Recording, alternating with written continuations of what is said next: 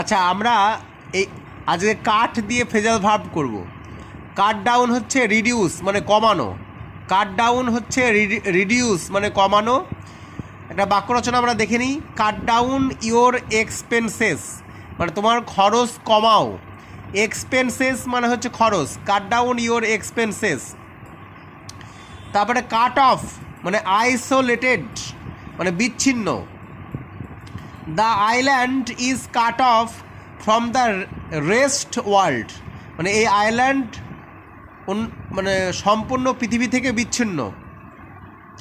Cut out মানে invent মানে উদ্ভাবন করা বা আবিষ্কার করা, cut out invent. Cut out A plan for the project, cut out A plan for the project অর্থাৎ এই প্রজেক্টের জন্য একটি পরিকল্পনা উদ্ভাবন করো।